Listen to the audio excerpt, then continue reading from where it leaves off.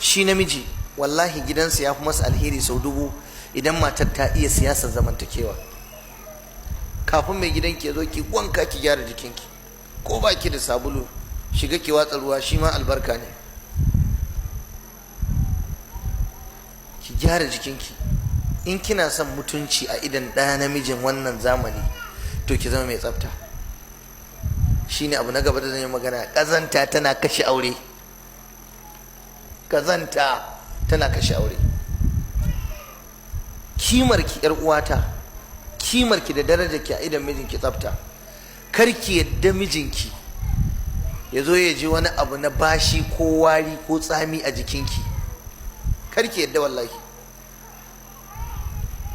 Akwai matan da suna dabara, idan mai gidanta ya dawo mata ba lokacin da take tsammani ba, kafin ta yi wanka, nan da nan sai ta shagaltar da shi da wani abu, ta yi maza ta shiga ban ɗaki, ta watsa ruwa, ta gyara jikinta, ta feffesa turare, musamman in ba ke kaɗai ba ce ba. Amma in ke kaɗai ne, kin zama ƙarfen ƙafa, ba yanda za a yi da ke, to da ɗan dama daman kar ta san kar ne, dole ya haƙura da ke. Amma in ku biyu ne, karki yadda ki gadarwa kanki wulakanci. Ba wanke baki, bakinki gaje-gaje, ya yi gantsa kuka, ki zo kina magana da mai gidanki yana na ji ya aka yi, ya yi haka.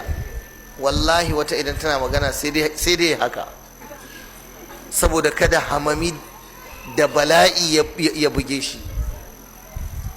Wannan ai akwai wulakanci, kin wulakanta kanki. Ga darbejiya in babu makilin darbejiya, ga itatuwa nan, ɗauki ki goge bakinki tas. Ga abun fesawa na kanshi, ga cingam yana taimaka wajen gyara bakin mutum. Ga abubuwa nan masu kanshi da ake sawa a baka.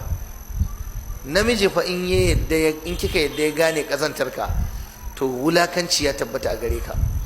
Ku gyara jikinku, ku zamanto masu kima, cikakkiyar kima da daraja.